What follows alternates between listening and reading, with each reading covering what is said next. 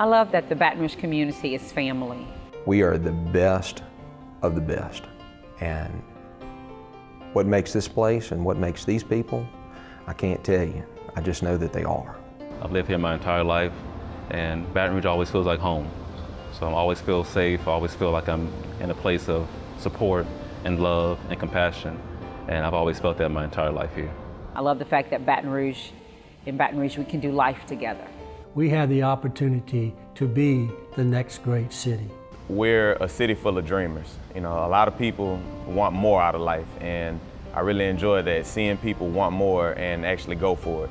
When people think about Baton Rouge and when they see Baton Rouge or they hear about Baton Rouge, they think of a place of unity and diversity and compassion and everyone being there for each other. It's not a place of chaos and confusion, but of structure and integrity and everything that a great community is built upon. I love the spirit of our community, the fact that we can come together in times of crisis and be there to really care about and do for one another. A lot of times, a lot of the adults get caught up in bickering and assuming things about one another without taking the time to actually realize that we're all in this together. This is one city, and we all have to be together in order for us to move forward. The waters were coming up. People were going out rescuing people. They didn't look at the color of your hands, if you were white or black or green or purple. People were helping one another. And that's what I would like to have, just a sense of community where everybody wants to work together, everybody wants to help each other,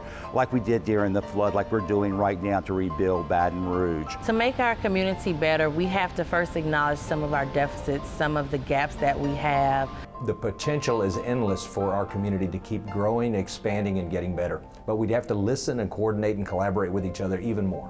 Whenever we come to the table, we need to have very, very honest conversations about what we feel could improve the city, and then offer solutions about how we can take those things, implement them in our communities, and strive to be a better place. It is the coming together, it is that open communication where we begin to heal and to see less and less about how it is that we are different and more on how we are alike.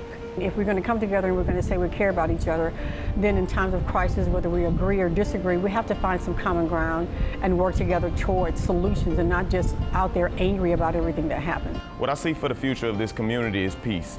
And peace in the sense of a relief of all the stress and tension from everything that's been going on. And that burden will be lifted once we start getting to know each other and holding each other accountable. What I really hope for is that we take notice of what the children are doing and really build upon that with each other. We need to take a step back, work hand in hand so we can make a bigger step forward. Baton Rouge has unified more than ever. Let's stay together. Let's stay together. Let's stay together. Let's commit in our hearts that we're not going to let this be a moment, but we're going to let it be a movement because we truly care about each other. So let's stay together. Let's stay together. Let's stay together. Baton Rouge is more united than ever. Let's stay together. Let's stay together. Let's stay together.